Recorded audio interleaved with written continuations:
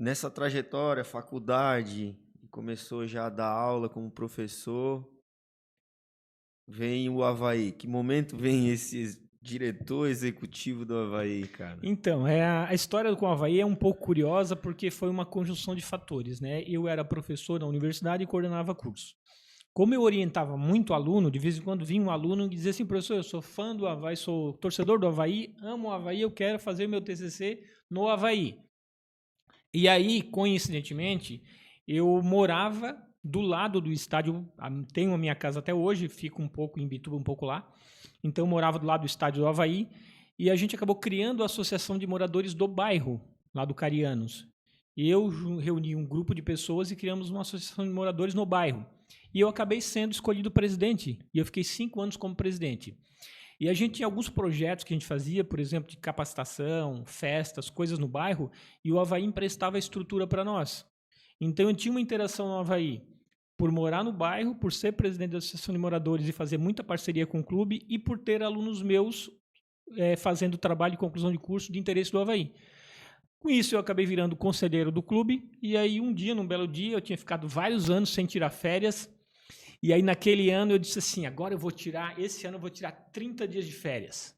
Aí saí no dia 20 de dezembro para férias, quando chegou no dia 23 de dezembro, o presidente entra em contato comigo dizendo assim, preciso falar contigo, depois do Natal. Aí passou o Natal, eu fui lá, eu preciso que tu assuma como diretor executivo do clube.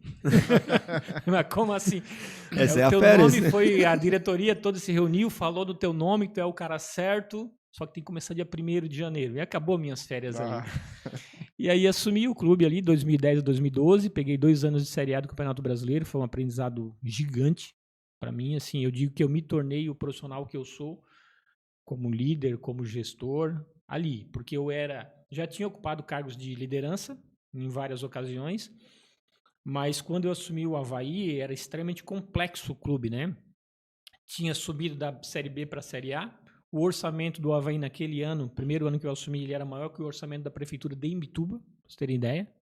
Então, até brincava assim, ó, é como se eu fosse prefeito de Imbituba, porque o dinheiro que eu tenho para trabalhar é mais ou menos isso, né? E então foi um desafio muito grande. Eu tive que aprender, fazer uma gestão. Eu nunca tinha liderado equipes grandes, e ali eu liderava uma equipe de 130 funcionários, mais 250 jogadores, considerando todas as categorias, né? Então foi extremamente complexo, me ensinou muito, assim. Eu só saí do Avaí porque senão eu ia ter um AVC, um infarto, alguma coisa assim, não ia mais. Porque te consome, te consome. A estrutura é muito grande, né? A demanda deve ser. Tu, tu era o líder, mas tu tinha vários líderes também, né? Sim. Provavelmente, porque não tem como ser o único em um lugar desse. Ali Né? foi assim, meu primeiro aprendizado, Léo, foi que eu vi o cara que era, porque o cara que era diretor, ele virou diretor executivo, ele ia virar diretor de futebol. E aí eu ia assumir a gestão executiva do clube, né? O primeiro jogo que teve, ele operou o jogo. E eu assisti ele operando o jogo para ver como é que era essa operação de jogo, porque todo mundo falava que era operação de jogo, não, porque o diretor executivo tem que cuidar da operação de jogo. E eu fui ver essa operação de jogo. Cara, quando eu vi ele do lado do campo, com um celular e 2 rádios, e o tempo todo dando ordem para tudo que acontecia no estádio, ele dava ordem, eu falei assim, cara, eu não vou fazer isso. Um líder não é para fazer isso, sou diretor executivo do clube. Não faz o menor sentido.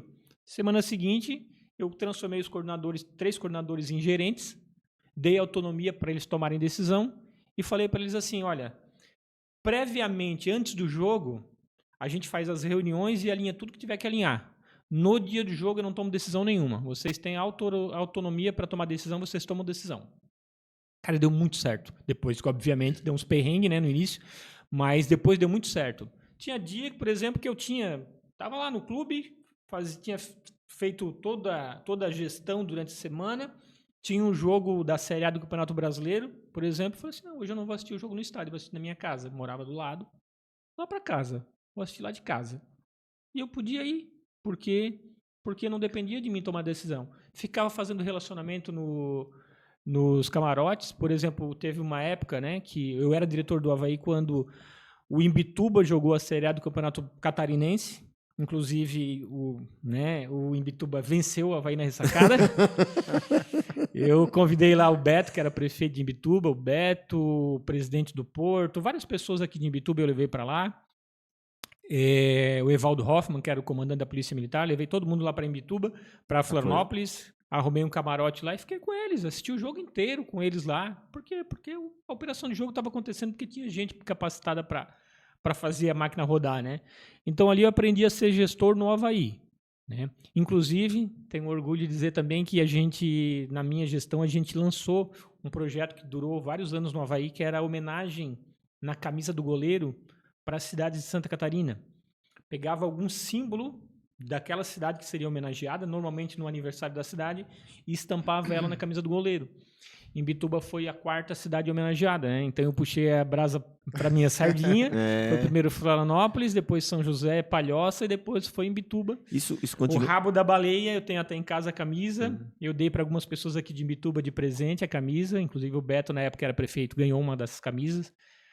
Então a gente homenageava a cidade de Santa Catarina na camisa do goleiro. Isso para nós foi muito bom. Foi aí que o Avaí se tornou a maior torcida de Santa Catarina, porque a gente começou a ganhar torcedores em vários lugares no estado, né? Sim. Porque quando alguém via uma camisa do goleiro com a camisa, a cidade. com alguma coisa que remete à cidade, o pessoal adorava. Porque na cidade dele não tinha, né? A gente sabe que em Santa Catarina ainda não é tão forte no meio futebolístico como outros estados, né?